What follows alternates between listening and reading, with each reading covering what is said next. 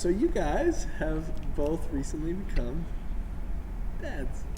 Yes. Yes, we have. How new? When? 4.5 You were months first. to me, so January 23rd.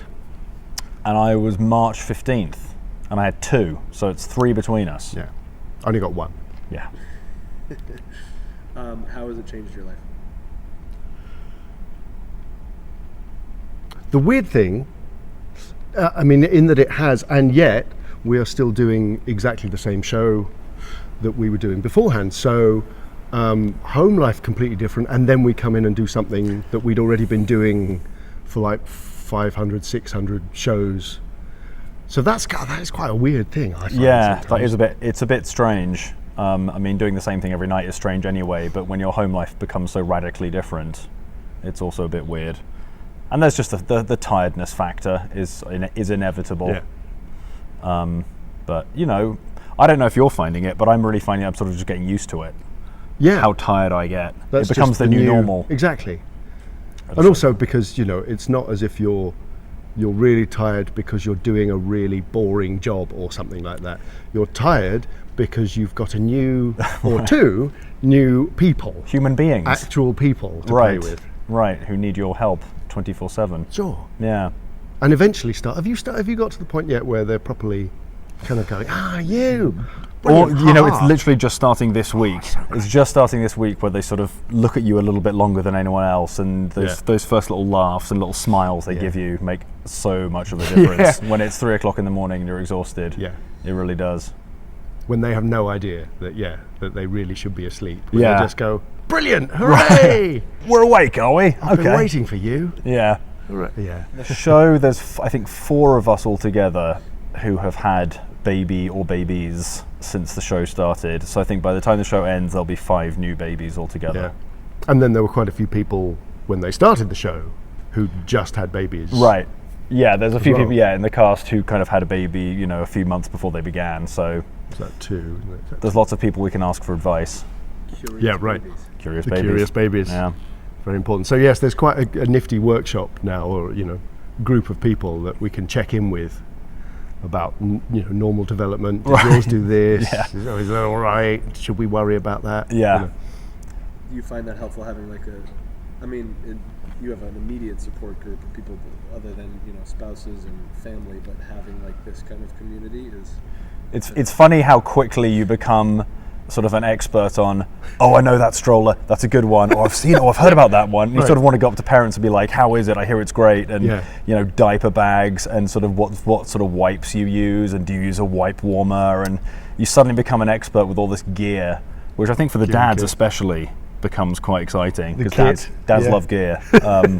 So it's funny having people who already have kids say, get this sling, don't get that baby carrier or something.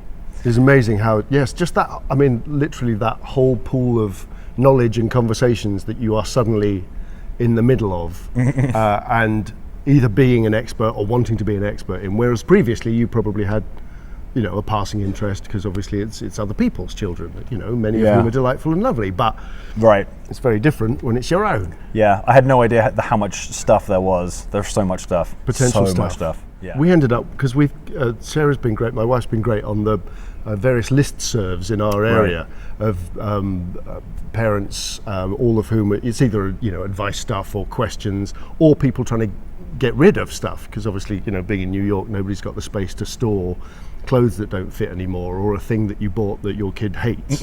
Yeah. So we've just acquired all this. We've not actually spent a huge amount of money on it at all, but we've got 2 strollers at the moment. Wow. We've got 1 child, with 2 potential car seats and a sort of bassinet thing that fits in it.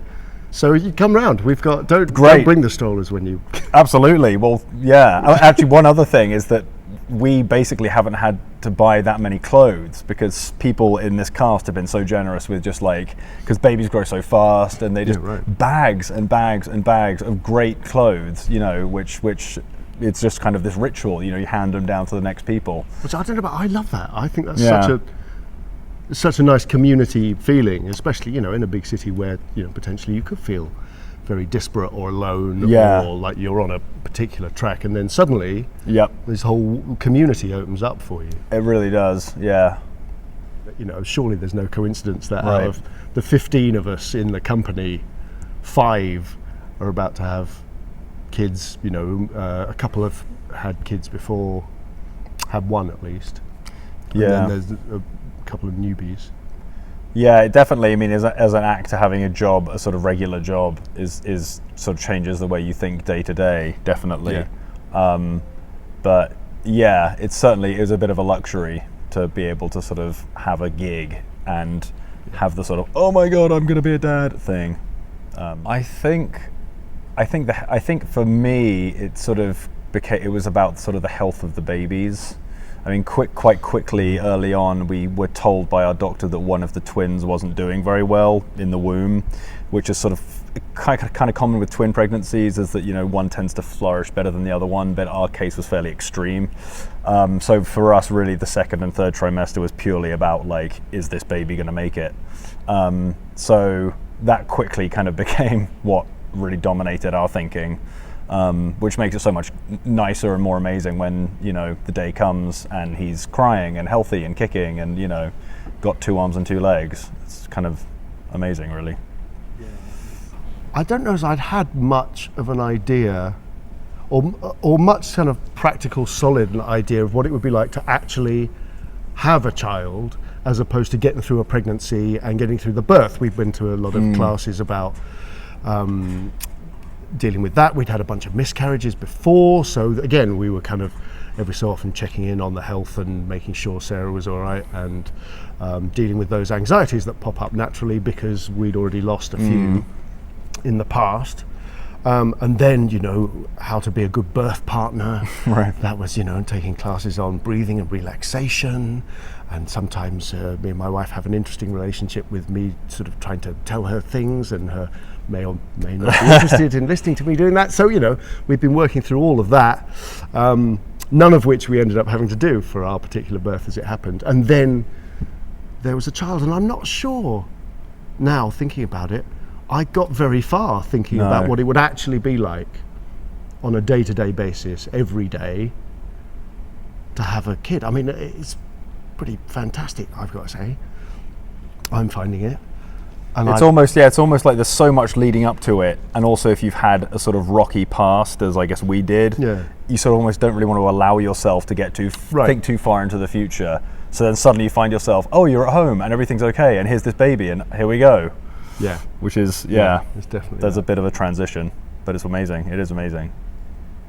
I was just going to say that it is true. I've heard various people warn about what can maybe happen in your relationships.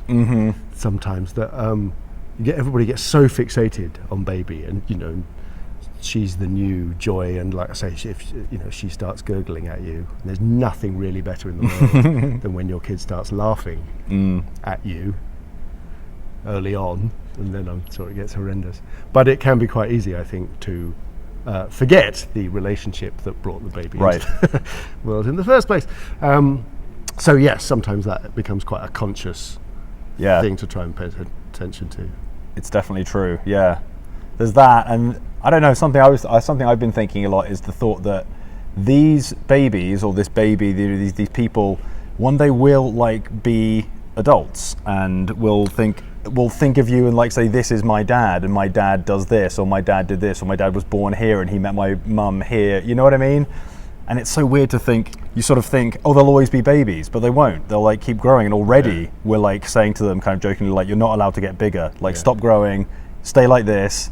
But like the passage of time, it's like the clothes stop fitting and they get bigger and bigger, and it's like, stop. I want it all to like, you know what I mean? I want to like freeze it like it is. First time you get to a bunch of clothes that no longer fit. Yeah, it's weird. Or the first time you watch, I mean, I'm already getting suspicious of Gwen, who's now started to be able to turn over on herself, and she's not far from that, to being able to crawl, and from crawl to be able to walk around, and from being able to walk around to be able to tell me to fuck off. She'll be in college soon. She'll be in college soon. She's not going to college. She's not allowed. How is she going to afford to go to college? You have that negotiation of like protecting, but also eventually you're going to have to live. Yeah, right. Oh, it's weird. Yeah. And sometimes even just passing her over to other people, and Yeah. not wanting to seem like you're forcing her on other people, but also, I don't know, just going, somehow being jealous potentially Yeah. of someone else getting a better reaction off your daughter than you. Right.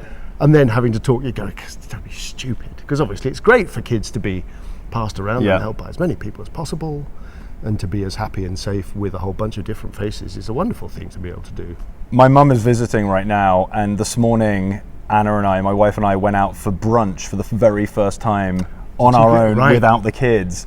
And it was since they were born, so they're now, 12, 13 weeks old. So this is the first time we sort of left them with my mum, went outside and started walking down the sidewalk, and we just stopped and kind of looked at each other, and we're like, all right then, I guess we're doing this. It's a very weird feeling, like leaving your kid with someone else, right. even if it's a member of your family, and sort of suddenly you're outside and it's just the two of you again. Did you spend all your time talking about the kids? Pretty much. Right. Yeah. Worrying, checking our phones, even though we were 1 block away. Yeah. And I guess that just never ends, does it? Right. Oh, white noise machine. I was just about to do a white noise machine. Yes, the white noise machine for sleep. That's a top tip. You can find apps on phones. If you don't have one already, mine's an Android phone, and you can download something for free. I think the Apple ones you have to pay if you want it to last for more than 30 minutes. Mm-hmm. And you'll also find that a lot of the baby stuff you buy come with kind of, white noise machines and, the sounds of rainforests and babbling brooks. I mean, most of the stuff we buy, everything just has like a white noise maker in it now, and it kind of everything vibrates. It's a new time, I guess. It's true. Yeah. I want my bed to vibrate and have a white noise machine built into it. You can make that happen. Can I? Yeah, we can do that. Okay, build that.